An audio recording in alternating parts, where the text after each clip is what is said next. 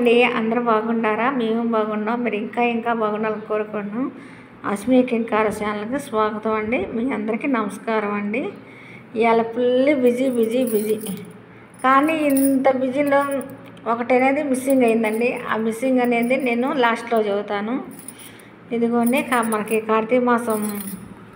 కార్తీక మాసంలో మాకు ఆఖరి రోజు సోమవారికి అలంకరణలు బాగా చేసి అభిషేకాలు చేసి కర్పూరం అనేది వెలిగిస్తారండి. ఫస్ట్ నుంచి అట్లా అనుమతిగా వస్తుంది. గుడి చూడండి ఎంత అలంకరణ చేసి ఎంత బాగుంది. అసలు చూస్తుంటే కన్నులు విందుగా ఉంది. మనకి ఈ కళ్ళు చాలావే ఉంటుంది. అసలు అలంకరణ చూడండి ఎంత బాగుందో చూస్తుంటే వాటికి అసలు భలే అలంకరణ చేశారు. ఇంకా అభిషేకాలకి ఏంటంటే ఎవరికి తోచినట్టు వాళ్ళు అభిషేకాలకి గుడికి పంపించేసేస్తారు. అంటే పసుపు, కుంకుమ, ఈ బూది, గంధము, పంచదార, ఆవు పాలు, ఆవు నెయ్యి, తేనె, అదే ఎవరికి ఉన్నదా అంటే వాళ్ళు కొబ్బరికాయలు. ఇంకా నేను కూడా ఇందాక ఫస్ట్లో చూపించాకండి, అవి పంపించాను. ఈ ఉత్సవ గ్రహాలు మనకి శివరాత్రి అప్పుడు కళ్యాణం చేస్తూ ఉంటారు. ఇగండి మన గణపతి చూడండి అలంకారం ఎట్టుండడం చక్కగా బాగున్నాడు. అమ్మ పార్వదేవి పూల జడేసుకొని ఎంత కన్నులు విందుగా ఉన్నాడు. అసలు ఆ పరమశివుడు అభిషేకాలకి రెడీ అవుతున్నాడండి. అయ్యండి మా శివయ్య మట్టికి అభిషేకాలకి రెడీ అవుతున్నాడండి. ఈ శివయ్య మట్టికి చాలా మహిమ గల శివుడు అండి. ఎందుకంటే అంత మహిమ శివయ్య ఎందుకు అంటే మన ఈ శివయ్యని కాశీ నుంచి తీసుకొచ్చి ప్రతిష్ఠ చేశారండి.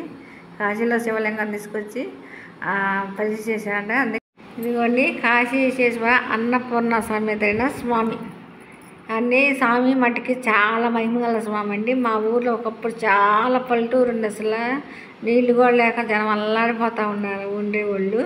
అంటే అండి ఈ గుడి ప్రతిష్ట అయినాక మా ఊరు ఎంత డెవలప్ అయిందంటే అసలు ఇప్పుడు బిల్డింగులు ఉండేవండి ఈ ఊరికి మట్టికి. ఆ స్వామి మట్టికి చాలా మహిమగల దేవుడు అండి శివయ్య మట్టికి. ఈ శివయ్య స్వామి గుడి ప్రతిష్ట అయినాకే మా ఊరు చాలా డెవలప్ వచ్చింది, చాలా మార్పు వచ్చిందండి. అందుకని మాకు మట్టుకు ఫస్ట్ నుంచి కూడా గుడి ప్రతిష్ట అయిన కానించి కూడా కార్తీక మాసం 4 రోజులు పూజలు చేస్తారు కదా. లాస్ట్ రోజు పొద్దున పూట ఏమో అభిషేకాలు చేస్తారు. సాయంత్రం పూట శివలింగం వేసి జ్యోతులు వెలిగిస్తారు. కర్పూరము వెలిగిస్తారు. కర్పూరం ఆయిటికి కార్తీక అట్ట పెంచుకుంటూ వస్తారండి. ఇదిగోండి ఇప్పుడు స్వామికి అభిషేకాలు జరుగుతున్నాయి. ఇట్లా మేమందరం కూర్చొని మధ్యాహ్నం 1 పట్టిందండి అభిషేకాల మట్టికి. ఇప్పుడు 10:30 అయిపోయింది. కొంచెం లేట్ అయింది, 1 గంటకల్లా అయిపోయింది. అసలు అంత అలంకారం చేస్తాం అంటే మాటలండి. అంత అలంకారం ఎంత బాగుందంటే అసలు భలే బాగుందండి. ఇదిగోండి అట్లా అందరం కూర్చొని అభిషేకాలు అన్నీ చూసుకొని ఇక లాస్ట్ రోజు మళ్ళీ మొయినాలు ఇచ్చుకుంటారు కదండి. పూజలు చేయించుకునే వాళ్ళందరూ కొంతమంది కుదరని వాళ్ళేమో మధ్యలో ఇచ్చుకుంటూ ఉంటారు. ఇప్పుడు శివయ్యని దర్శనం చేసుకోవాలంటే అందరికి వీలు కుదరకండి. అందుకని ఇట్లా కెమెరాలు పెట్టి టీవీలు పెట్టి చూపిస్తూ ఉంటారు. ఇంకా చూడని వాళ్ళంత దూరంగా ఉండి చూడని వాళ్ళందరికీ దాంట్లో దర్శనం చేసుకుంటూ ఉంటారు. ఇవ్వండి అభిషేకాల మట్టికి అన్నీ చూపిస్తాను కుదరలేదు ఏంటంటే ఎందుకంటే అంత ఖాళీ లేనట్టుగా ఉంది అక్కడ. అందుకని పాలాభిషేకం ఒక్కటే మీకు చూపించగలిగాము. ఇదిగండి అమ్మ పార్వదేవి మట్టికి చక్కగా అలంకారం చేసుకొని పూల జడతో భలేగా ఉంది సమ్మవారు. మేమందరం ఇక్కడ కూర్చొని ఉన్నాము. ఇంకా కింద కూడా బయట కుర్చీలో కూర్చుంటారండి పెద్దవాళ్ళందరూ. కొంచెం చాలా ఎందుకంటే గుడి మాకు ఎక్కిరిస్తూ ఉంది. చాలామంది బయట కూర్చున్నారు. హాల్లో కళ్యాణ మండపం ఉన్నట్టు కూర్చొని ఉన్నారు. వచ్చిన వాళ్ళు తీర్థం తీసుకుంటున్నారు. పూజ అయిపోయింది అక్కడ ఉండేవాళ్ళు ఉంటున్నారు. అలా ఉంటేనే అట్లా ఎక్కిరిచినట్టుంది. అభిషేకాలు చేసి మొత్తం వేస్తారండి. పసుపు కుంకుమ అన్నీ చేస్తారు కదా. మళ్ళీ పెట్టుకుంటూ ఉంటాం, తీసుకుంటూ ఉంటాం. అదో సందగా అదో ఉత్సాహంగా భలే ఉండిద్దండి. ఇక లోపల పూజలు చేయించుకునే వాళ్ళు లోపల కూర్చొని ఉంటారండి. ఇక స్వామికి అభిషేకాలు చేసేవాళ్ళు. అసలు మాకు కార్తీక మాసం లాస్ట్ రోజు మాకు ఖాళీగా ఉండదండి. ఆ గుడి కాడికి వెళ్ళేసరికి 1, 2, 3 అయింది. ఇక ఆ నుంచి మళ్ళీ ఇంటికి వచ్చి మళ్ళీ స్నానం చేసి మళ్ళీ మన ఇంట్లో దీపారాలు చేసుకొని మనం వెళ్ళాలా. మళ్ళీ తెల్లారే పొలం వదులుకుంటామా. అసలు ఎంత బిజీగా ఉండదంటే అసలు ఎక్కిరిచినట్టు ఉండదండి. ఇదిగోండి మా పంతులు గారు అన్నా కదా, వాళ్ళ అబ్బాయి మా పంతులు గారు వాళ్ళ అబ్బాయి చిన్న అబ్బాయి ఈ వచ్చిన ఆయన మా పెద్ద పంతులు గారు మట్టికి అసలు పూజలు కానీ అలంకారాలు కానీ బాగా చేస్తారండి. ఈయన పెద్ద పంతులు గారు. ఇటు వచ్చి ఆయన అమ్మాయికి పెట్టిన వాళ్ళ కొడుకు 2వ పంతులు గారు. ఆ బుట్ట ఆయన వాళ్ళ కొడుకు. పంతులు గారు, మా బుట్ట పంతులు గారు భలే కొన్నాడండి అసలు. ఇంకా ఇలా పూజలన్నీ అయిపోయినాక అందరూ స్వామివారిని దర్శనం చేసేసుకొని ఇక మొయినాలు ఇస్తా ఉన్నారండి కళ్యాణ మండపంలో. అందరూ ఇలా ప్రతి సంవత్సరం ఇంతే చేస్తారండి. ఇక ఇప్పుడంతా ఇక పూజ అయిపోయి ఇక తీర్థం ప్రసాదం స్వామివారిని దర్శనం చేసేసుకొని ఇక తీర్థం ప్రసాదం తీసేసుకొని ఇక బయట ప్రసాదాలు కూడా పెడతారండి. ప్రసాదాలు తీసేసుకొని ఇక మొయినాలు ఇచ్చుకునే వాళ్ళు ఇచ్చుకుంటారు, వెళ్ళే వాళ్ళు వెళ్ళిపోతూ ఉంటారు. ఇదండి ఆ శివయ్య స్వామి తొడుగుతాకే ఆయన చూపిస్తున్నారు. బయట తీసుకొచ్చి స్వామికి అలంకారం చేస్తున్నారండి లోపల. ఇంకా అలంకారం అయిపోయిందండి. కానీ హారతలు ఇచ్చారు. ఇక హారతలు తీసుకున్నాము. ఇక పంతుల గారాల్లోకి మైనం ఇస్తారు కదండి. మేము కొంచెం ఆ మైనాలు కూడా అందుకుంటాకి వెళ్తాము. ఎందుకంటే అవన్నీ పంతులు గారు చెబుతారు, కొంచెం చదువుతారు రాంటమ్మా. ఇక అల్లి అందరం తలా చేసి అందరం చదువుతామండి.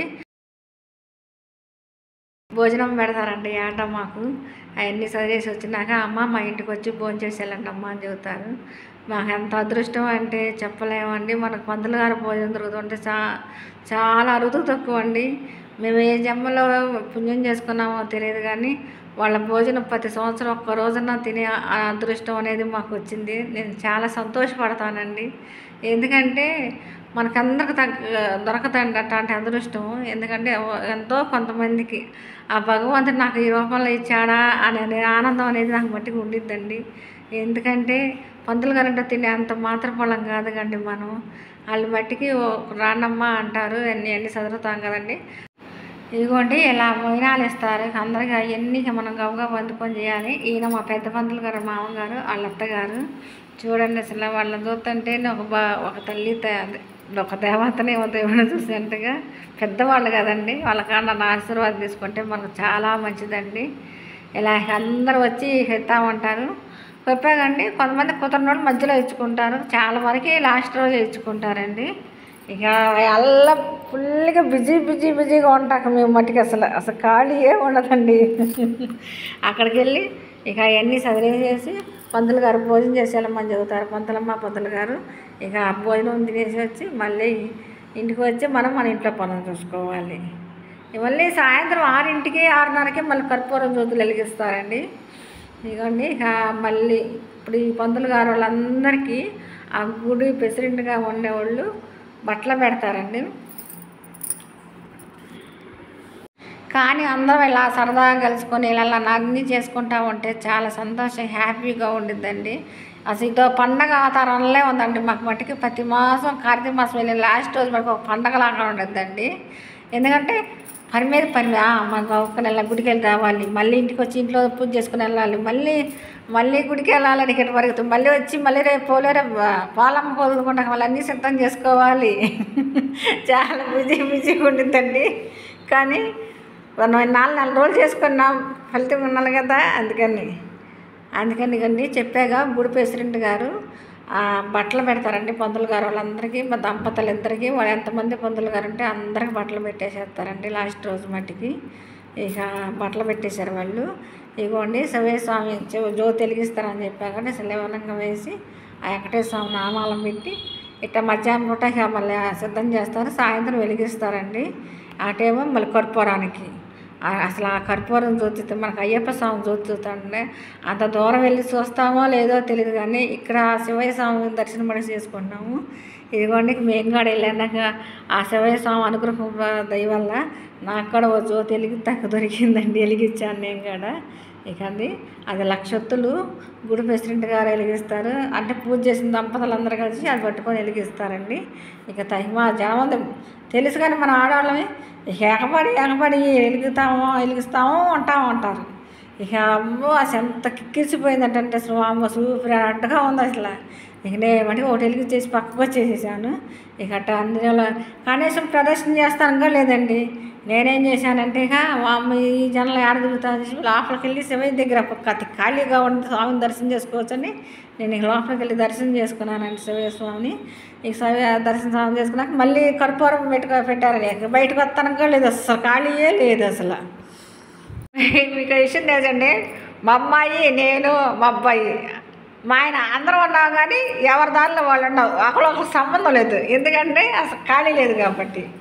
ఇదిగోండి ఈ కర్పూరం ఈ సంవత్సరం 23 కిలోలు ఇచ్చారు. వాళ్ళు ఎవరో కాదండి, మా బంధువులే ఆ కర్పూరం ఇచ్చింది, పెట్టుకుంది చేస్తుంది కదా. ఇదిగోండి ఇట్లా గుడి చుట్టూ తిప్పుతారు, 3 సార్లు తిప్పించి ఆ కర్పూరం వెలిగిస్తారండి ప్రతి సంవత్సరం అంతే.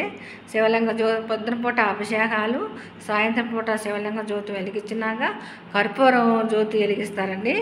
చెప్పాకండి నేను ఫస్ట్ ఒకటి మిస్ అయిపోయిందని, అది ఏమిటంటే భోజనాలు అండి. ఆ భోజనాలు కూడా ఎందుకంటే పాపం అన్నీ తీసుకొచ్చారండి. మనకి వర్షాలు చెప్పారు కదా, వర్షం మూలాన ఆ భోజనాలు అయిపోయింది. మాకు ప్రతి సంవత్సరం లాస్ట్ రోజు ఇక అభిషేకాలు చేసి కర్పూరాలు వెలిగించి సాయంత్రం పూట అన్నదాన కార్యక్రమం పెడతారండి. అసలు ఏళ్ళలో తింటారండి భోజనాల మట్టికి, కానీ వచ్చిన వాళ్ళకి కొరత లేకుండా అందరికీ పెడతారండి. భోజనాల మట్టికి ఉండేయండి లేకుండా, కాకపోతే ఆ ఏళ్ళ వర్షం ఉంది అన్నీ క్యాన్సిల్ చేసేసారు. మళ్ళీ నెక్స్ట్ వారంలో పెడతామన్నారు. ఆ ఏళ్ళ పెడితే నీకు వీడియో చూపిస్తానండి. భోజనాలు కూడా అన్నీ బాగుంటాయండి అసలు. ఇక అదొక్కటే మిస్సింగ్ అయితే అదే వర్షం కార్యక్రమం లేకపోతే ఆ భోజనాలు కూడా అయిపోయేదండి. అంతా బాగుండేది. కానీ మనం వాతావరణం బాగున్నప్పుడు మళ్ళీ పెట్టుకుంటే అంతా ఇబ్బందే కండి, జనం మొత్తానికి కుదరదు, మళ్ళీ వండుకొని వేస్ట్ అయిపోద్ది. అలాగనకన్నా ఆపేసేసి తర్వాత చేసుకుంటే చాలా మంచిది కదండి. అందుకని పెద్దలందరూ అట్లా ఆలోచించేసి అలా చేశారు. గాలిలో వేసి అప్పటికండి పరీక్ష పెట్టాడండి శివయ్య. జ్యోతులు వెలిగించినప్పుడు వర్షం పడింది కత్తి, మళ్ళీ కర్పూరం వెలిగించే ముందర కత్తి పడింది, కానీ అన్నీ వడ్డెక్కిచ్చాడు. వర్షం మటుకి తర్వాత పడింది మళ్ళీ కత్తి బాగా. ఇక అట్టా కూడా ఆ నాయన దయ వల్ల మొత్తం అంతా కార్యక్రమం అంతా వడ్డెక్కింది. కర్పూరం జ్యోతి చూసారండి అసలు ఎట్టొస్తుందో. మళ్ళీ ఆ కర్పూరం చుట్టూ కూడా ప్రదక్షిణ చేస్తారండి. సరేనండి, ఇగోండి మా గణపయ్య అలంకరణ, మా శివయ్య స్వామి అలంకరణ, అమ్మవారి అలంకరణ, మా గుడి పండగలు ఇట్టుండయండి, మా కార్తీక మాసం పండగ అంట. సరేనండి, మీకు ఈ వీడియో నచ్చింది అనుకుంటున్నా, ఉంటానండి. మీరు కామెంట్లో మా వీడియోలో ఎట్టుందో నేను చెప్పింది ఎట్టుందో ఆ కామెంట్లో తెలిపేసింది. సరే, ఉంటానండి.